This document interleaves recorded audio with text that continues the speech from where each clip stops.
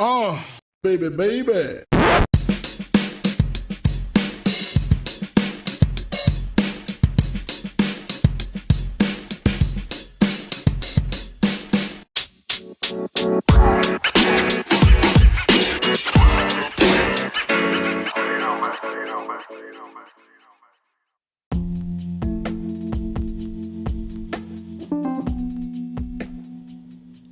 Good evening, listeners. This is the NotoriousSA podcast. This is your boy NotoriousSA, aka Steve Anderson, aka NotoriousSA. And I'm here today because I want to talk about what's currently happening in our political world, what happens in Illinois, and how that relates to the overall, in my mind, political picture that we currently find ourselves in. Here we are, coming up on July, in what seems like a very different world than even last year. It's amazing how many of us thought that we would just be isolated for a small period of time, and then it turned out to be a much longer period of time, and a lot of people maybe forgot the basic rules of socialization, or maybe took their online personas into the real world, and it doesn't always jive. But people are vaccinated, we're having baby showers and birthday parties and going out to restaurants and movies, and life seems to be returning to what I guess we would consider normal. But normal's never going to be the same in a post-pandemic world, just like it was never normal after 9/11, or not normal after the recession, or not normal after Trump was inaugurated president. We live in this current reality where we've seen so much in such a, in terms of historical timelines, short period of time, that I think for a lot of people, the pandemic broke them. It broke their brains, it broke the way that they interact with the world, it broke the information that they trust. A lot of people could not or would not accept what was happening around them. And when you do that, you put yourself in a position where you will be at a disadvantage when the majority of the population has essentially agreed on something, and you and your group are arguing not so much how do we get involved with that, or how do we incorporate that into what we're doing, more so how fast can we run in the opposite direction, and how hard. And this double down has to work because there's no other way for us to win. And unfortunately, the election of Donald Trump convinced a lot of people that acting a certain way not only was ethical, or moral, or correct, that it was a winning political strategy, that doubling down and being more Trump-like was what you had to do to be successful in the political party, at least on the Republican side. And sure, Trump won the election, we can't deny that, the first time in 2016. And he had a real opportunity. He had a real opportunity after beating the system to really change the way we did things in America. And for the first 3 or so years, it was just turmoil. And while I'm not going to sit here and say that every single thing that happened during the Trump administration was bad, you can look through things that happened in the Trump administration that were good policies, that were helpful. But a lot of this is overshadowed by the man himself. And this is something I've been trying to argue for years, is that there are so many Republicans and conservatives and independents who, they're not necessarily fans of the political system or the political party itself, but they like disruptors, they like the Constitution, they like America, and at least whatever in their minds those things are. And they want to have somebody who sums up and totally encapsulates what they're feeling. And for whatever reason, and I think this is just mostly to do with years of being a figure in the public eye and having 2 or 3 core things that he lives with that he can't possibly change from, that many people decided that my own principles and values and the things that I spent years convincing were right, I'm going to give it up because I want power. Donald Trump convinced a lot of people that, and I wouldn't say not necessarily incorrectly, that your principles may not be the sole determining factor in whether or not you succeed electorally. At least now, the Republican Party has shifted from a party that cared about who was the most conservative and who was the most willing to engage in the policy that was needed for America to who was going to fight, and then that turned into who was going to be the most effective cheerleader of Donald Trump. And again, a lot of people will say that they're in this for the policies that Donald Trump supports, but Donald Trump doesn't, outside of like 2 things, care about anything. It's all transactional. He's not pro-life. He's not pro-business. That's not his own. And he's not even pro-American in terms of foreign policy that's helpful to us. He's got a very older set of values that I think a lot of people in this country maybe still relate to. But the other half is just a lot of people don't trust the media. They don't trust the political establishment. They may trust their local politicians. They may trust their own congressional rep and senator, but they don't trust everyone else in the system. So they put everything on Trump. And it becomes a community. It becomes a way of life. It becomes a verb. When people talk about Trump, to this day, even after everything that happened, and you know what? Up until the insurrection, there may have been an argument about, whether or not the president got a super fair shake from the media, which he didn't always get. Whether or not everything he said was taken in context, which some of it wasn't, but a lot of it was, and it was bad on its own. After the election, and after the lies and the bullshit lawsuits and the insurrection, there is a very, very different atmosphere surrounding him. And as I'm recording this right now, the former president is set to speak in Ohio, in Wellington, Ohio. And as I'm watching previews of it on the Right Side Broadcasting Network channel on YouTube, I see his fans crowd in and talk about all the same nonsense that we've heard for months about stolen elections, about flip votes, about suitcases full of ballots. Now, this is not good because the president continues to lie about the election, and it's having real-world consequences. As part of the, story I covered on the insurrection, I'm still following up with journalists who are covering it. Scott McFarlane, I believe. I'll have to edit that later if that's not correct. But he's been covering this on Twitter and showing the video clips that have been released and snippets of indictments and court paperwork. And if you comb through these thousands of pages and thousands of hours of video, you see communications with people in the open talking about planning to attack the Capitol. They talk about Trump's lies being the truth. They talk about waiting for him to launch the Insurrection Act or invoke the Insurrection Act, which apparently there were questions of.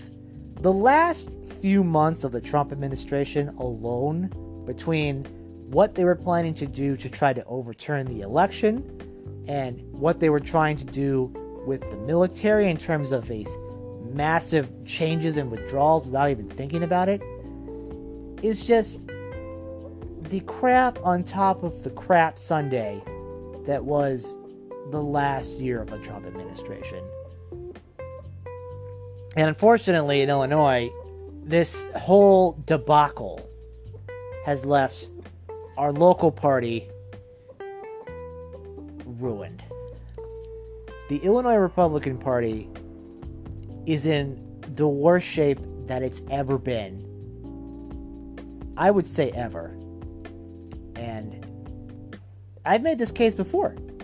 This is partially the Illinois Republican Party not taking its time to really invest where it needs to invest, but part of it was Donald Trump showing up. And the vast majority of the state hates Donald Trump. Sure, you can find communities down in central and southern Illinois where, as I saw during the census, people proudly displayed their Trump flags and their all the other little sub things that go with that. But if you came up to this side, Donald Trump was never that popular. And many people who I've known for years, who at first were not on board with Trump and later signed on because he was the nominee, and that's what you do. You sign up with your nominee and you stick with him. And since then, everything has gotten worse for the Illinois Republican Party. We've lost elected officials at every level, from the governor and the comptroller to congressional reps to a federal senator to state reps to state senators to even local seats in Republican-dominated towns. Why is this happening? How is it possible that in a state like Illinois, where so many people do not like the establishment Democrats in charge, and where they essentially run the table without any input from the minority party, manage to win when there should be this popular uprising against the high property taxes and the misfunded schools and the general amount of corruption that currently exists, as there are numerous people in the General Assembly right now who are facing federal charges, who are still serving in the Assembly, on the Chicago City Council. You know, there are these people everywhere, and yet you think that people would do the right thing, but no, they don't. Part of the reason that the Illinois Republican Party is in the shape that it's in, despite what many others will say, is not because it is not conservative enough, which, again, in the age of Donald Trump, no longer means anything except for conservative is a brand name that is designed to be, associated with fighting, and Trump is a fighter, therefore Trump is now conservative, which is a complete redefinition of everything that word ever meant, but whatever. I guess people will just do whatever shortcut they have to do to justify the reins of power. And after all of this, and after we've lost the governor's races, senators' races, and have no real answer to anything that they do, the Illinois Republican Party continues to do the same things. Ever since they put this new guy, Don Tracy, in charge, everything is just talking about the same nonsense about, Marxist this and Marxist that. As if that playbook hasn't already been tried and failed. Donald Trump's playbook did not work here, because there are many people who do not like him as a person. They are the vast majority of the voters. They're the vast majority of the suburbanites. And of course, the city of Chicago itself will never be accepting of Donald Trump. And therefore, anybody in the Republican Party who wants to even think about a statewide run is going to have to ask themselves whether or not it's more important that they cater to a small minority of super Trump supporters who unfortunately happen to be in positions of power in our local parties, or if they want to do what the vast majority of voters want. And I know the primary system generally encourages people to pedal to the base, and if the base wants Trump, then that's what you do. But what if the base is wrong? Right? What if the base of your party has no interest in the party actually winning? What if it just wants to use it as a vehicle for grievances, for anger, for lashing out at a world that they no longer have control over and no longer have as much say as they used to? Then you're fighting, unfortunately, you have people in the party who want the party to succeed, and then you have people in the party who want the party to express their personal views. Because if politics is all about your personal morality and all about how your feelings are, then eventually winning and electoral gains no longer matter, because eventually the people who do win have to compromise, and if they compromise, that's the problem, and therefore you'll never find the right person unless, of course, they go and they, quote-unquote, stick to all of their promises, which most never actually do. And the ones that do, don't do anything. They just say no. They just exist primarily to cause trouble and don't actually help not only their constituents, but anybody in the state. They may bring up valid points from time to time about systemic corruption and how it works, but most of the time, they just serve to irritate people as opposed to actually being a constructive problem solver. And that brings me to our Lincoln Day dinner, which is in Illinois for the Northwest Republican organizations, is our big fundraising dinner of the year. It's been postponed in 2021 due to coronavirus. We had it last year before the state went on lockdown, and the world's a very different place now. I wrote a letter to the editor in the Daily Herald, which they appropriately titled Country Over Party, in which I signed myself as a precinct captain from my local Republican organization about, is this what we wanted? And I went off the list of things I just said, of elected officials that were Republicans who are no longer there as part of the backlash to Trump, and how guests we've invited to our dinners are now pariahs. We had Liz Cheney in 2019, and all of a sudden she is no longer worthy of our time. But the new person we have, and I can't believe I'm saying this out loud, Charlie Kirk.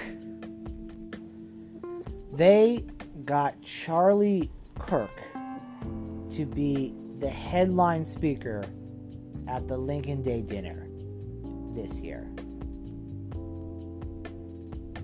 And when I heard this, I immediately had a massive sigh in my brain, and it hurts because after everything that's happened, you would think that they would hire a speaker that actually appeals to people who are under the age of 60.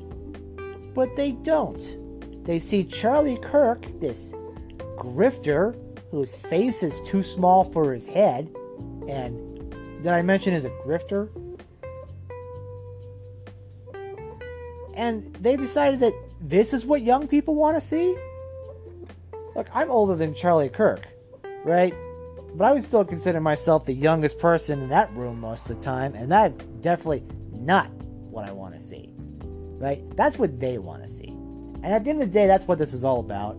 It's not about what other people want. It's whoever's in charge now wants to hear what they want to hear to feel comfortable about where they are.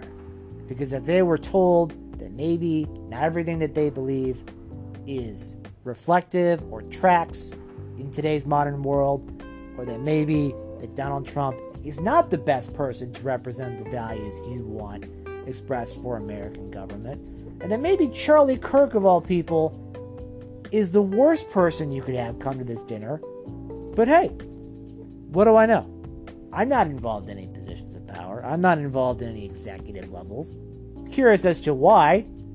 I'm sure it has nothing to do with my outspoken opposition to Donald Trump, even though I've been with them every step of the way, from helping people register to vote, to helping on campaigns, to being at campaign rallies, to taking photos, to doing all this stuff. And I'm sure they didn't invite Charlie Kirk to spite me, but that's essentially how I feel. I feel as if I tell people what I see based on my analysis, which is usually accurate, because I will take my time to do the data, to read into it, and to know, and to at least be honest about it. You can say that you have a minority position in the state, but that you still think that you could do a better job of running it in a fair and equitable manner than the current political party in charge. But instead, they seem to make no mention of that, and they decided to basically just adopt all of what Trump says, even though he's a twice impeached president who lost the vote by the largest, not that it matters so much, but popular vote margin total ever in the history of America. And he actually got less electoral votes than Joe Biden did. Trump won 304 votes and Biden won 306. So, and it was a safe election, and everything was fine, and most of the claims of fraud are just bullshit made up out of nowhere. But it doesn't matter, because it's not about actually solving problems. It's not about developing a platform that people will rally behind and cheer and want. It's about being angry, because being angry can be addicting. I'm addicted to rage about the insurrection. I can't get enough of it, because in my mind, it's justified anger. Every time I hear Tucker Carlson or Laura Ingraham try to, play up the insurrectionists as innocent victims, or play down a domestic terrorist attack as a peaceful protest that got a little rowdy, and it just seems quite clear, especially after an entire summer of defending police officers and not breaking into buildings and not trespassing, the same people whose whole love of Trump in the first place was built on the idea of building walls and stopping people from illegal entry, then decided that when they were mad, that they were going to go ahead and just commit illegal entry and attack police officers because the election was stolen, and these people, many of them from Biden states that, either weren't competitive or weren't ever going to be competitive, or areas where Biden won, decided to storm the Capitol because they were political revolutionaries. But I digress. It's probably an ambulance siren in the background, so if you hear that, my apologies, I can't control everything. But Charlie Kirk, the Turning Point USA guy, the guy who, as far as I know, is routinely mocked by every person under the age of 60 in every conceivable capacity. Charlie Kirk is not a serious person, and yet this is whom the organization that I've spent my last several years dedicating my time and effort to helping pick this person. I've been to every dinner since 2016. I don't think I'm going to go to this one, because I will be damned if I have to sit there and listen to Charlie Kirk for an hour, probably talk about a stolen election and critical race theory, not in a constructive way, mind you. A lot of the wedge issues they talk about are not done in ways that are constructive or helpful. It's designed to be angry, out of context pieces to make you mad and give him money so that he can continue to give you bad information. It's just a giant grift. And the fact that there's an organization that I dedicated my time to, that again in 2019 had Liz Cheney as our special guest, is now going to have Charlie fucking Kirk? Like what? Was there no other shitty talk show host available to come here? You know, this Charlie Kirk thing is really emblematic of the Illinois Republican Party as a whole, because for the longest time, if you wanted to succeed against the Democratic machine here, you had to convince not only Republicans to vote for you, but also Democrats. You need to convince enough of them to not vote for the Democratic candidate so that you had a shot of winning. And if all the things turn out, like in 2014, Bruce Rauner was able to win. Or in 2010, when Mark Kirk was able to win. Or, again, in 2020, when the graduate income tax was defeated at the ballot box. It's possible to win statewide here. It's possible to do it. But everything that they decided to do since they've replaced their chairman and since Trump is no longer in office is to just continue to bank on what they think that their people want to hear. Not try to recruit candidates, not try to actually, win in places where you may not have won, and not even go after the people who are problems like Mary Miller. The fact that this woman is even allowed in the halls of Congress is amazing, because for one, she's clearly not the brightest bulb in the drawer, but two, she has fairly repugnant views, and also quoted Hitler, and also voted against awarding police officers who fought off the insurrection, and is having a fundraiser with Marjorie Taylor Greene.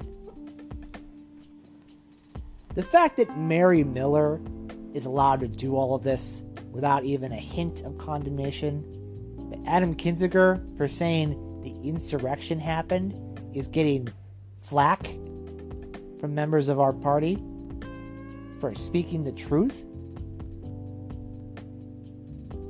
And what do you think is going to happen when the Democrats just divide up his district and keep Mary Miller? They're not going to keep the good Republican and be like, hey, not all Republicans are bad. They're going to try to force him out and keep Mary Miller and say, Mary Miller is what the Republican Party is. And I just feel like they've decided, we want to lean into that. We want to lean into our white grievance identitarian attitudes. Even though it's not electorally successful and it's hurtful in those cases, even though it's not necessarily reflective of where we were 5 years ago, even though I have policy issues I actually care about, it doesn't matter because the party wants Trump, and Trump is just a giant batch of white grievances, and therefore that's what we're going to have. Especially even when we've been able to reach out to other minorities and tell them that they don't have to vote this way, many of them feel like they have to because we're putting these people up as representatives of what we think and want. Charlie Kirk? Are you fucking kidding me? The guy who last year said Juneteenth should be a holiday and if Trump made it one, but it was blocked, and this year when it was passed by Biden said, that it was just an attempt to take away from July 4th. Like someone who's very obviously doesn't have any real commitments to anything and just says whatever in the moment. This is now an entire governing philosophy for a political party of a state.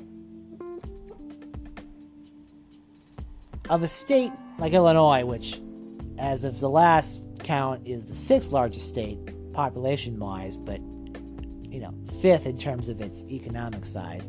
One where things matter, and you would think that with an endemic of corruption happening with one political party which controls the entire system, that you would think that maybe somebody somewhere would actually want to vote for somebody different. But that's the thing, is that we're not even giving these people the option to vote, because most races are either uncontested or don't even have an opponent to put up for in the general election. The vast majority of Illinois voters will pick their representative in a Democratic primary. That's how the vast majority of people will vote.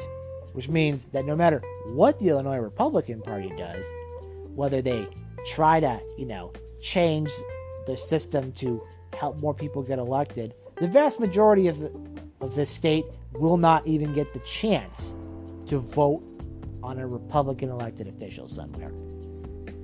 And you would think that with Chicago and the adjacent suburbs being the way that they have been, that somebody would decide that a pro-taxpayer, pro-fiscal constraint, but maybe not so hardcore religious right person could possibly have a good shot at winning somewhere.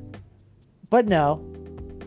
Why put those people up when one crazy person in the room who you like says something stupid? And instead of telling them that that's a stupid thought and they should rethink about it, we have to change everything around us because a couple people said that this person wasn't conservative enough. And in their mind, conservative doesn't mean, anti-tax, pro-business. It means, are they with Trump? Because that's what I think is conservative, even though that's not what conservative is, and Trump is not a conservative. It just became Trump. It's all about Trump. It's all about one person that most people don't like. And yet, there's so many issues that they could run on, and they could have a real impact. They can get under people's skin and make them really question why I still keep voting for Democrats. They decide, nope, let's throw it away by putting our weight behind someone who's a total asshat and makes us feel good, and we would rather feel good right now and lose every 2 years than maybe get a little bit of hard truth, maybe do a little bit of work, and then maybe, just maybe, win an election. I'm sorry, I just can't get over the fact that they went with Charlie Kirk. Charlie Kirk, of all people, of anybody the Lincoln Day dinner could get to be their guest speaker, they picked Charlie Kirk, who's not even a good radio host or really good at anything he does at all. But you know what? He tells them what they want to hear. He tells them that they're all right, that Trump is right, that Trump is the greatest president that's ever happened in America, and that if anybody disagrees with that, they disagree with you, and they're not a real American. It's just so goddamn infuriating. And I know I spent the first half of this podcast ranting, but there is a more specific point I want to talk about, more so a specific person. And while the first half of this has been about the fact that the Illinois Republican Party is in shambles and Charlie Kirk is representative of the fact that there's no real plans to ever want to be successful in the future, there is a deeper, darker story behind all of this. And it comes in the version of a woman named Julie Kelly.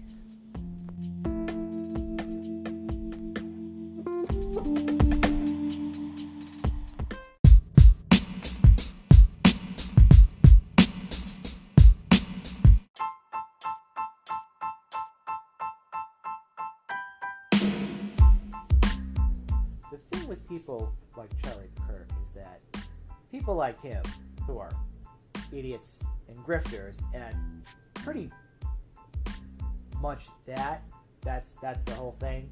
Charlie Kirk isn't really considered an intellectual by any stretch of the imagination. He tells people what they want to hear, and he's convinced a lot of older, wealthy people that this is what younger people want to hear.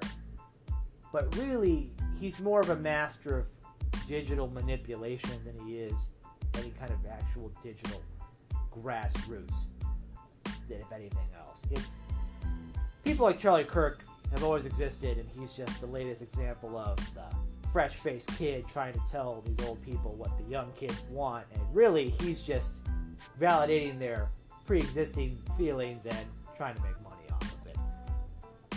Now, the problem with people who are quote-unquote more serious acolytes of the former president, people like Julie Kelly. Now, if you've never heard of Julie Kelly before, don't be surprised. for most part, she isn't a huge, widespread radio host, but she has written quite a bunch. And when I first started researching about her, most of her writings were in defense of agribusiness, GMOs, and going after the woke left for trying to use the food stamp challenge in a political purpose. And honestly, the first article I read of hers, which was in the Tribune, which was an op-ed about shaming Gwyneth Paltrow for not being responsible with the SNAP budget, and she made a good point, is that lots of wealthy, we'll say liberal people, when trying to show what a family living on the SNAP Supplemental Nutrition Assistance Program budget would have to shop for, they buy the food that they would buy, but they just use like the amount of money, which is obviously not enough. So they get one can of caviar and one organic apple, and they're like, see, this is not enough.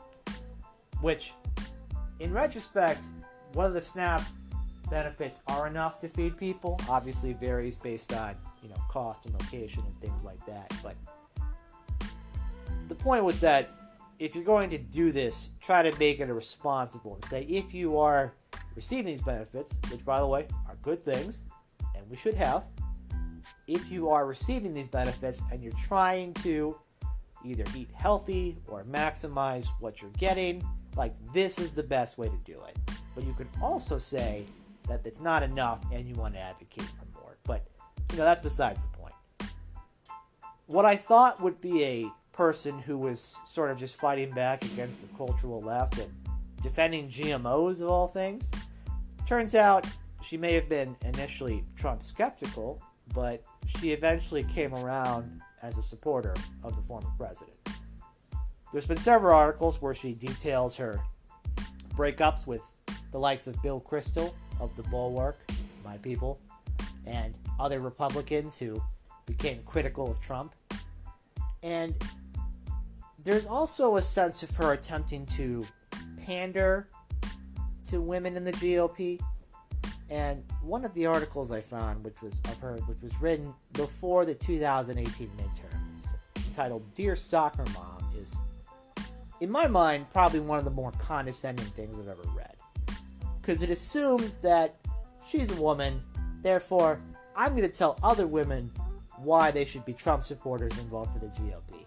But instead of kind of actually, giving a good reason to do so, it's a mixture of, well, I had my Aunt Lynne, who's good with voice acting, actually read it for you. So, without further ado, here is Dear Soccer Mom by Julie Kelly, published on American Greatness, voiced by the ever-wonderful, my Aunt Lynne.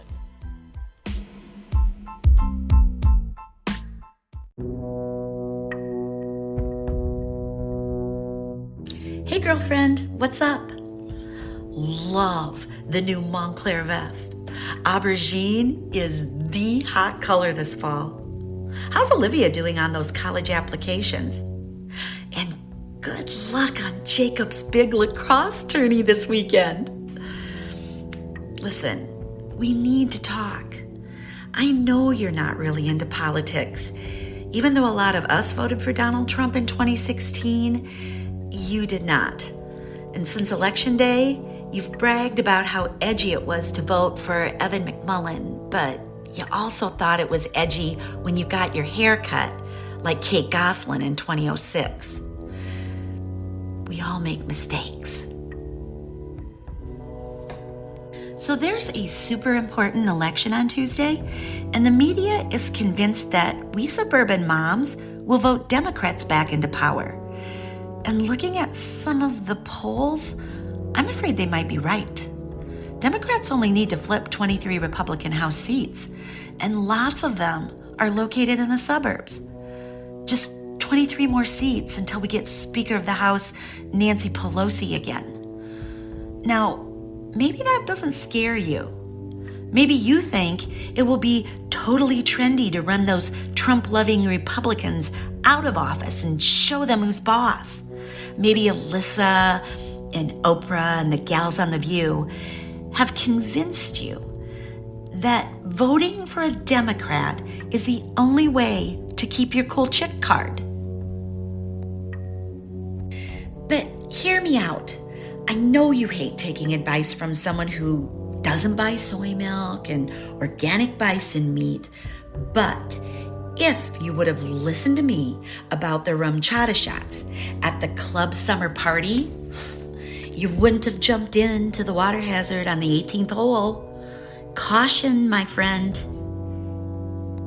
Because despite what Democrats are telling you now, just remember one thing. They hate you.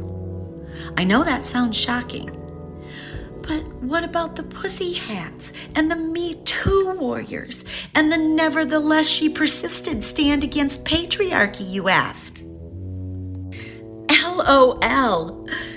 You don't really think they're defending you, do you?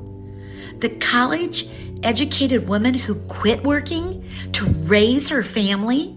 The mom who organized every school party and chaperoned every field trip and drove to every practice, music lesson, and game for years?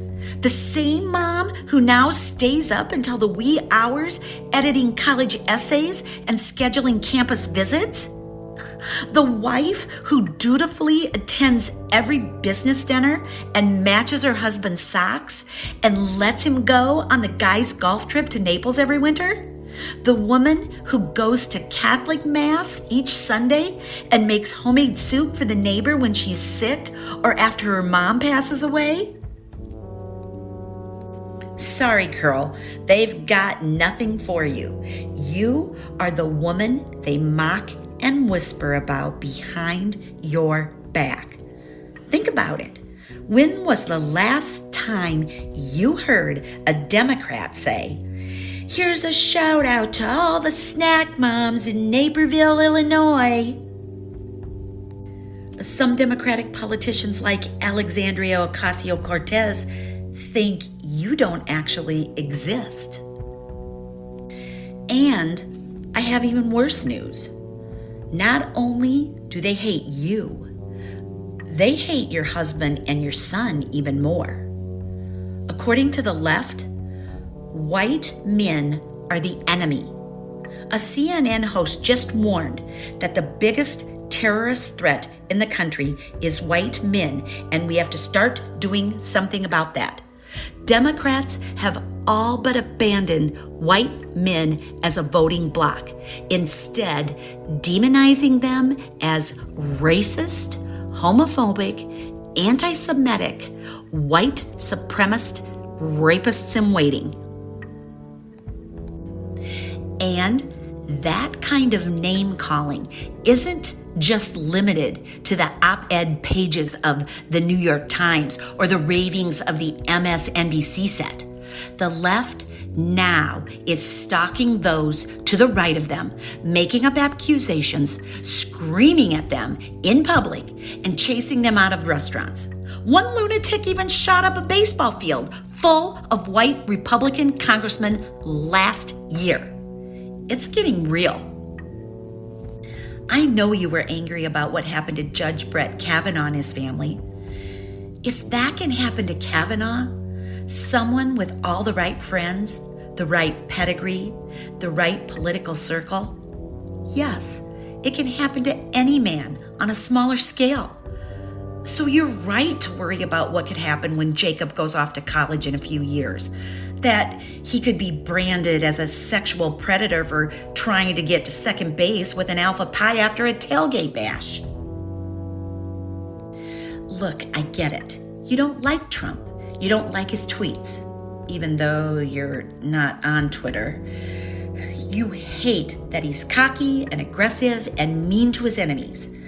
The pundits think Trump's behavior offends the delicate sensibilities of the typical suburban mom. But maybe that's because they've never seen you in action, like that time the swim coach cut Olivia from the relay team, or when the AP economics teacher wouldn't give Jacob an A to keep him on the high honor roll. The way you chewed out the principal would have made Trump give you that signature thumbs up. Have these city slicker pundits never seen suburban moms at the Nordstrom's half-yearly sale? Just hear what comes out of our buxom gloss mouths when Whole Foods is out of fresh burrata. Please, we can handle a little sleepy eyes Chuck and Pocahontas teasing, can't we? Oh, and by the way, I love your new upgraded Range Rover. Economy is booming, right? Lots of jobs everywhere, and the stock market has been on a roll this year. All of that could come to a halt if Democrats take the House. And here's something else to think about. Even if you want to elect a Democrat because you don't like Trump, Trump will still be the president on Wednesday morning. Your grudge vote will do nothing to tame him or rein him in or punish him. It could end up backfiring on you and your family. So I won't tell you what to do, just offering some GMO-free food for thought. See you at Bunko.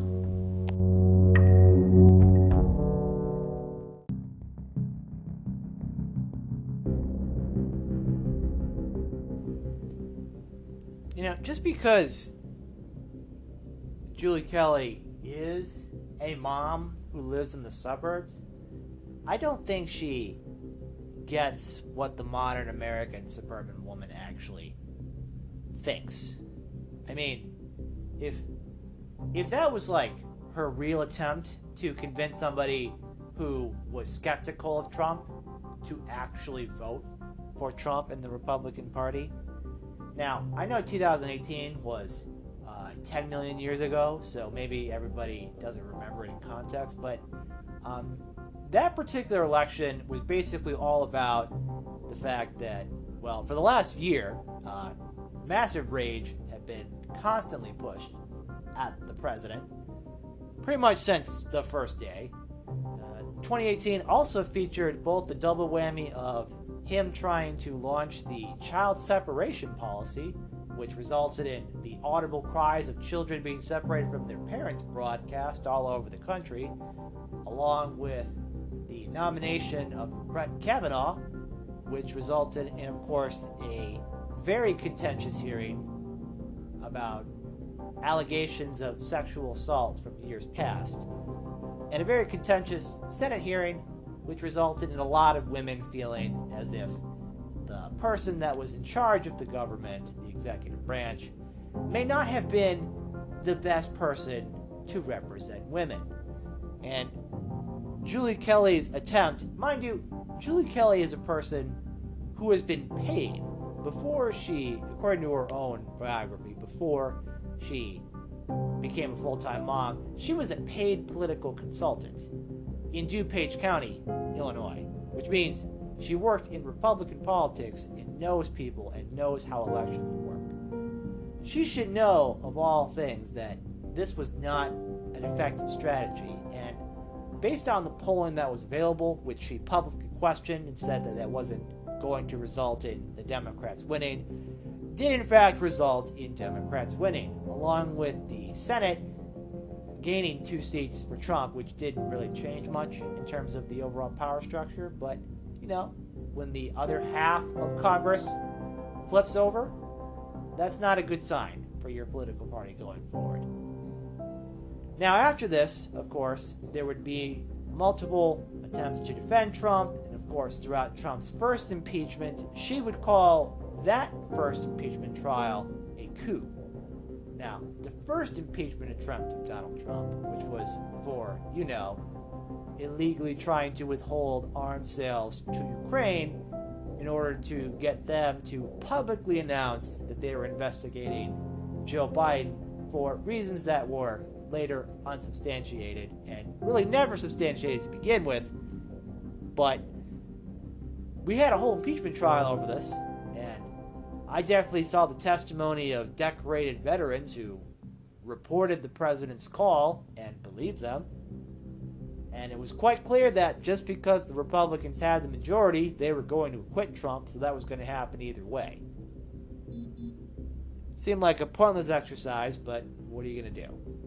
However, it was not in fact a coup or an attempt to overturn the 2016 election, which is very ironic given what happened in 2020. I can't even begin with the irony of the amount of people who said that the impeachment trial, the first impeachment trial of President Trump, was an attempt to overturn an election. Which again, that's not what overturning an election is, nor was it a military coup. Now, these same people who said these things were bad because coups and insurrections and overturning elections were bad, would later go on to question the legitimacy of the 2020 election, spread false claims about voter fraud, Julie Kelly, which would result in, of course, the January 6th insurrection. Now, fun fact about Julie Kelly is that she wrote an article in 2020 talking about something called the Transition Integrity Project. Now, this was like a war games exercise made by people of both political parties designed to kind of figure out what to do in like the worst case scenarios for elections, which it's a good thing they did, because one of the points they brought up was, what if Trump lies about the election despite there is no voter fraud and proceeds to cause mayhem, which is exactly what happened when Donald Trump lied about the election with no evidence and proceeded to cause mayhem, despite losing in court a bunch and leaning on GOP officials to decertify or not certify the votes in some crazy attempt to overturn what was obviously a safe, effective, and frankly, well-run election. The worst part about people like Julie Kelly is that it seems quite clear that she has a prescribed audience in mind, and mind you, I have heard her on our local radio station, AM 560, The Answer, the conservative man's AM 890. And I've heard her talk about the insurrection, and mind you, they don't call it that. They call it an insurrection as if it was not an insurrection. It was a peaceful protest where some people peacefully walked around after they were let in by the police. Now, mind you, there is no legitimacy to any of the arguments she ever makes, because there is plenty of video evidence from the insurrectionists themselves, from journalists who documented it, and from a growing stream of body and surveillance cam footage from the Capitol and the Capitol Police, showing these very people, in the greatest sense of irony, who demanded that we build a wall and back the blue, break down walls, and attack police officers in some crazed mob mentality based on the lie that the election had been stolen. And Donald Trump, let's be clear, he straight up encouraged these people to do it. I don't care what anybody says. We all saw it happen. It happened on national television. Donald Trump wanted that to happen, and he was happy that it did happen. That's a fact. And people like Julie Kelly, who are calling the insurrectionists political prisoners and people who are simply, being prosecuted for their ideas, as if they're not dangerous people who broke into a building they're not supposed to be in, who attacked police officers who were just doing their job, who threatened members of Congress and their staff, and the Vice President of the United States. Like, those things didn't actually happen. And of course, they never even talk about that part of it. Partially because they know there's no denying what actually happened, but they have to push the narrative that this was now apparently a false flag, or that the police were the aggressors. The police, the outnumbered police, who they didn't probably necessarily think they'd have to worry about anything because, hey, it's Trump people. Trump people respect the police. Why would they bomb rush the Capitol based on a bunch of lies, which is exactly what they did. And people like Julie Kelly, who covered for Trump in his bullshit lies and then covering for people who committed violence against police officers, just goes to show that a lot of people in the GOP are not smart or sophisticated and still can be considered thought leaders. But the worst part about Julie Kelly, and this is where people like Charlie Kirk wish they were successful, is Julie Kelly pretends to be this, quiet suburban mom who just wants to protect her country and defend her president and look out for the common person. Again, Julie Kelly was a political consultant, and her husband, John Kelly Jr., is part of a major lobbying firm in the state of Illinois, which lobbies for both government agencies and for-profit corporations, right? One of the highest paid lobbying firms in the state. Of course, you know that the greatest irony comes from the fact that the same woman who is now protecting people or trying to spin people who attacked police officers gets to stay at home while her husband makes money from a lobbying firm that represents, that's right, the Illinois State Police Merit Board. The state police are paying this man so that his wife can sit at home and write lies about police officers attacking people who actually attack them and threaten their lives. It's sickening. It's maddening that a person like this can do this and sleep at night with a clear conscience. Charlie Kirk, there's always going to be people like Charlie Kirks in the world, but the Julie Kellys are the real problem. They pretend to be these innocent, bystander, sweet, stay-at-home moms who care about lacrosse practice and driving their safe cars, when really she wants to help end democracy.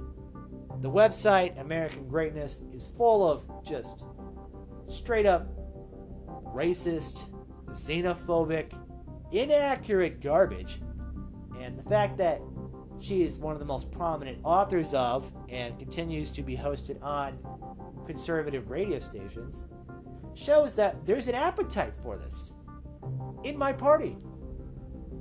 Why does my party let these people in and around them? They take their money and they tell them lies and they're happy about it?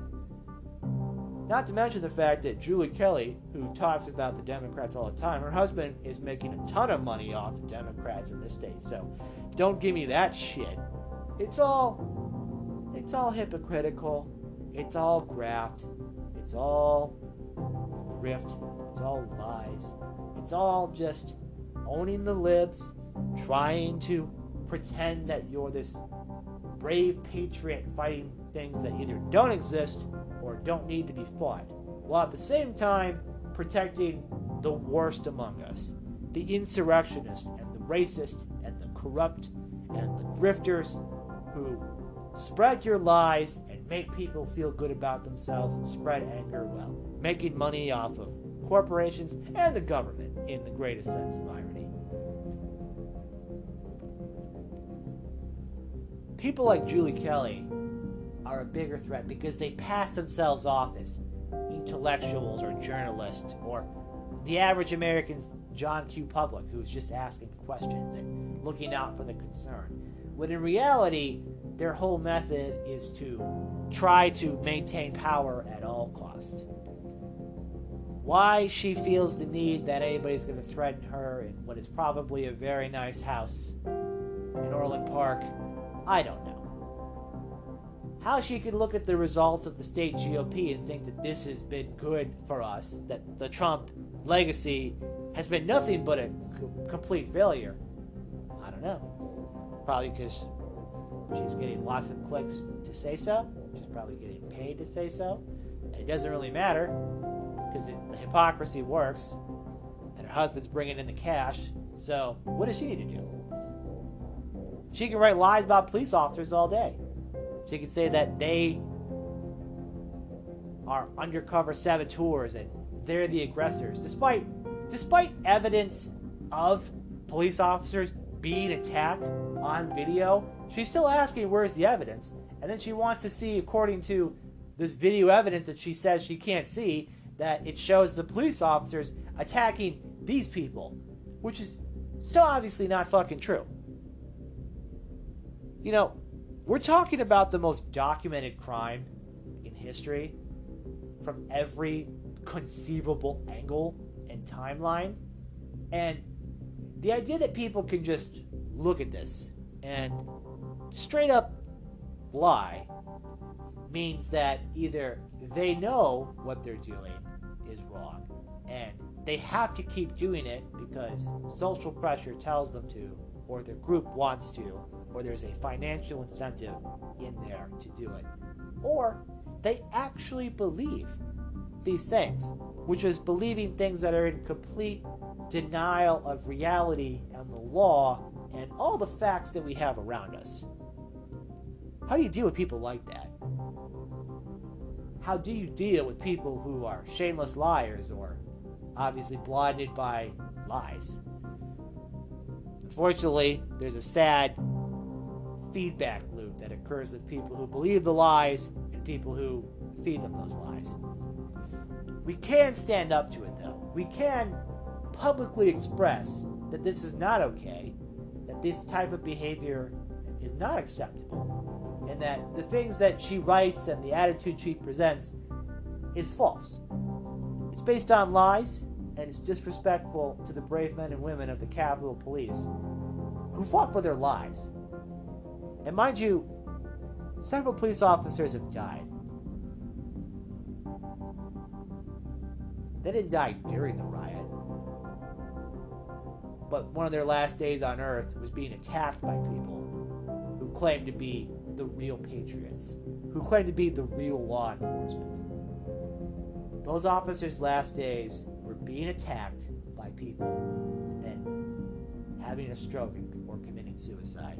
Like, how fucking sick is a woman like Julie Kelly to straight up ignore that and talk about these fucking insurrectionist animals like they're deserving of any kind of sympathy at all?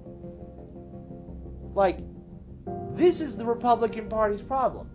It's because, hey, maybe some people like this, and some people tolerate it because they want to be elected, but on a large scale, it doesn't track. It doesn't scale up.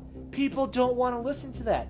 They don't think Charlie Kirk is a smart person. They think Julie Kelly is a racist monster. They're not going to want to be associated with us if these are the people that we are propagating as our influencers and our intellectuals and the spokespeople of what we want to do. But hey, maybe that's the point. Maybe it wasn't ever about winning. Maybe it was just about airing grievances. Maybe it was always just about borderline racist attitudes. Maybe it was just straight up grift. Maybe it was a combination of all of them. I'm sure a lot of people didn't want any of this to happen. I'm sure they thought Donald Trump would never get as far as he did, and then he did. And a lot of people decided that being part of the in-group and maintaining group cohesion and sticking it to the libs was far more important than the principles that they had told me for years that they had expressed and lived by. For years told me that these type of things matter, that character matters, that we support our police officers.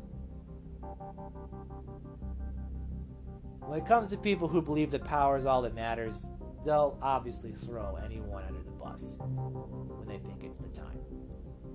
These are the people that we need to point out and keep them out. We can do better. We can do better than Charlie Kirk and Julie Kelly. But it's going to start with addressing the problem that we want to hear lies over truths. That we don't want to really self-assess what we can do to win. And that we can really ask ourselves, how can I believe what I believe? How can I do what I want to do? How can I work within the party that I agree with, for the most part, while dealing with these people who want to play the game on their own terms? It's very simple. You don't play by their terms. they're wrong. They're not based in reality. You tell them that. You tell them to their face. You tell other people to their face that they're wrong. And other people will see that and be like, thank you. Yes.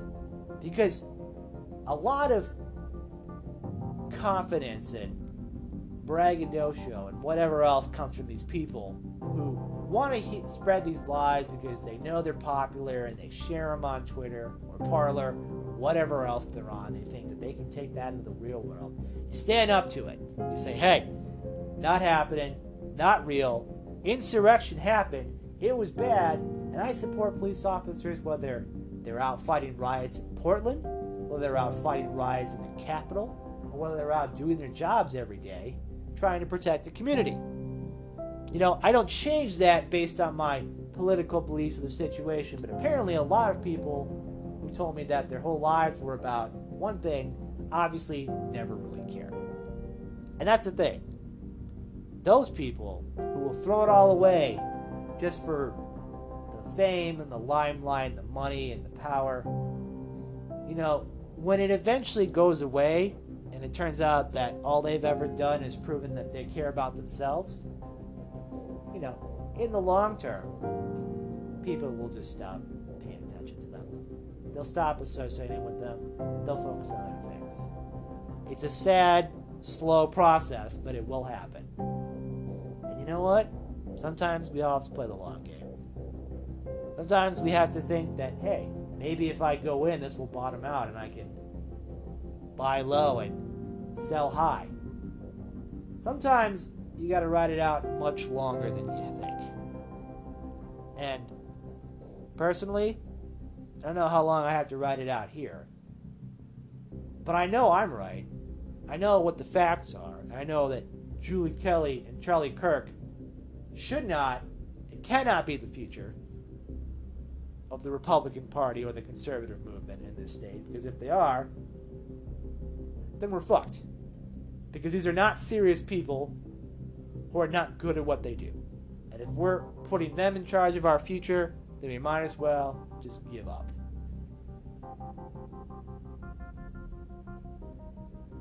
Thanks for listening. Please subscribe. YouTube, Instagram, Twitter, Facebook, Anchor, Spotify, however many podcasts there are, which the distribution apparently grows every so often. So there's a bunch of services that this podcast is on. If you have a service that acts as a podcast, you can find this. Just search for NotoriousSA Podcast. You should be able to find it. You can find all the collected works on there. Feel free to reach me at NotoriousSAPodcast@gmail.com. Any suggestions, questions, comments, concerns, want to chat, let me know. I appreciate you guys. Thanks for listening. Special thanks to my Aunt Lynne for doing the voiceover. And I hope you guys have a wonderful day. Take care.